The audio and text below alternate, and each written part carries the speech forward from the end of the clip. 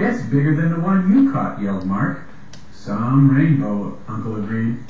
"Let him run. Keep the rod up." The great trout put up a mighty fight, running again and again, leaping and twisting, but it could not break the line. When it could fight no more, Mark reeled it in. It barely fitted Uncle's net. "He's beautiful," said Mark. "Magnificent," said Uncle. "And you're some fisherman."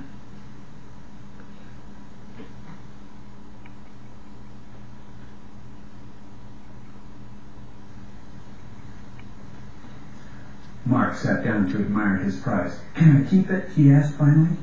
"Kill it, you mean?" said Uncle. "Well, I want to show it to Mom and Dad. It's my fish." "That it is," said his uncle. "You must kill it quickly." He opened his knife and gave it to his nephew. "I have to do it?" asked Mark. "Well, it's your fish," said Uncle, lighting his pipe. "How?" The boy waved the knife. "Give it a quick stab there." Uncle Scott pointed at the rainbow's head. "Mind your hand, it's very sharp." Mark stared at the gasping fish, then at the gleaming blade.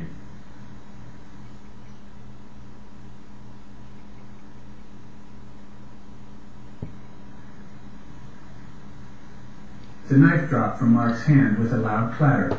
Then he lifted the catch with both hands and lowered it into the river. The limp fish did not move. "Is it dead?" asked Mark. "It'll be all right," said his uncle. "Rock it back and forth and let water go through its gills." So Mark rocked the fish back and forth, until the fins began to wave. Then the sleek fish stirred, as though waking from a long sleep. With a flick of its tail, the rainbow slipped out of the boy's hands, and the boy watched the trout swim away. "That was fun," he whispered.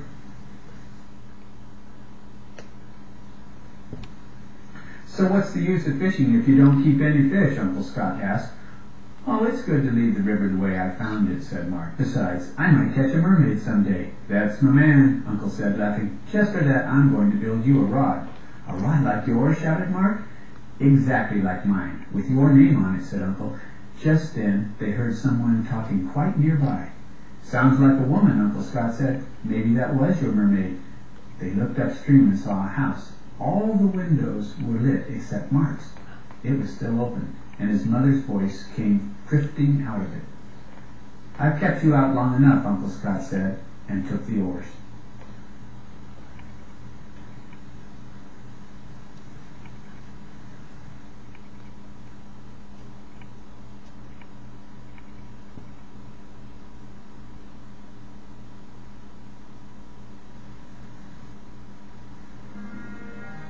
Mark said goodnight to his uncle and climbed into his room through the window. A short while later, when his parents opened the door, Mark pretended to be fast asleep. "Leave it to my brother," Mother whispered, "sending fishing lures to a sick child. Why, they're all over his bed. He could have hurt himself." "Look," said his father, "his temperature seems almost normal." "Thank goodness," said Mother, and Mark fell asleep.